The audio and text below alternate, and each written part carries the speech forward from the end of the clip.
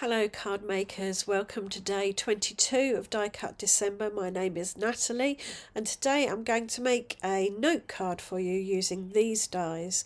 I've got a large stitched banner die, a large stitched square frame die, a small envelope die and some alpha dies. First things first, I'm going to cut my envelopes out of this piece of scrap paper.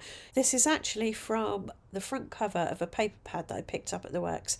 I really liked the striped nature of it, so I decided to keep it in my scraps bag, and today I pulled it out with a view to cutting my envelopes from it. I've also got a piece of gold cardstock, and in total this will give me 9 different colour envelopes, which will give me a nice grid because I wanted to create a grid pattern on the front of my card using these envelopes. I didn't just want to use them as is though, I wanted to inlay different colours into each frame.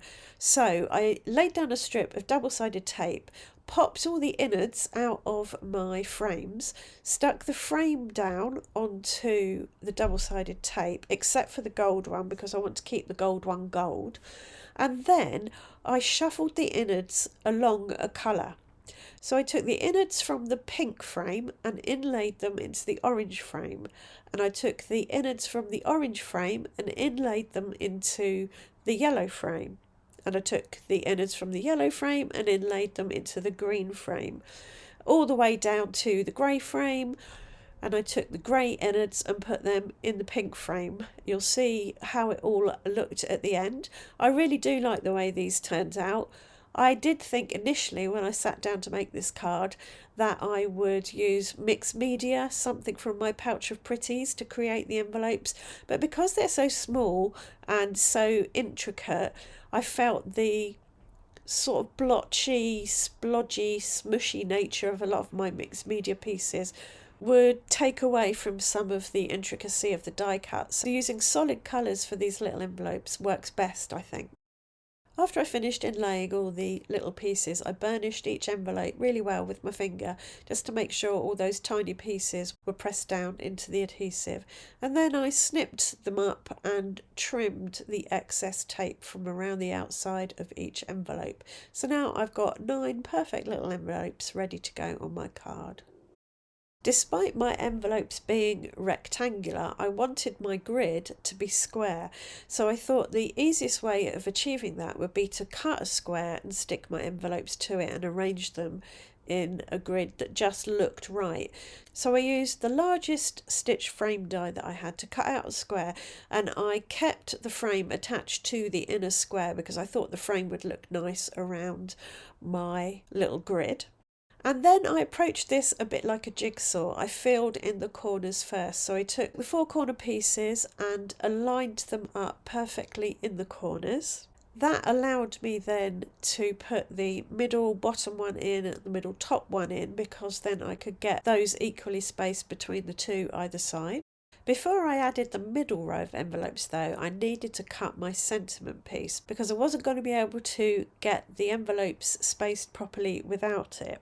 Now I used the large banner die to create my sentiment piece, but I didn't use the whole of the large banner die cut. I used it to create a thinner strip that had stitching along the top and the bottom. You've seen me do this before in my other videos where I shuffle the die along the die cut and cut it again to get a different shape. If you want me to go into more detail about how to do that, do let me know in the comments and I will get to that for you. So with my strip cut to the right size, it ran all the way across the square panel in the frame. I could then tell where my last row of envelopes needed to be so that everything was equally spaced. So I stuck those down. I then stuck the sentiment strip down where it needed to go, and then I brought in my sentiment die cuts, and again I used the gold card to cut these, and that ties them in nicely with that gold envelope in the middle there. So although all the envelopes are very similar, the sentiment and the gold envelope form the focal point. To finish off my card, I popped the frame up on craft foam and stuck it to the front of a tent fold card, which, if I remember correctly, was 5.5 inches by 5.5 inches. I'm really happy with the way this turned out. I do love a grid. I find things like this, repeating patterns, very satisfying to make as well as to look at. So I hope you've enjoyed the video and that you like the card and that it's given you some ideas about what you could do with similar dies that you might have around. I'm still fighting off this virus, but I'm really hoping that over Christmas I will get my normal voice back. But in the meantime, I will see you back here tomorrow for Die Cut December, day 23. Thanks for watching. Bye for now.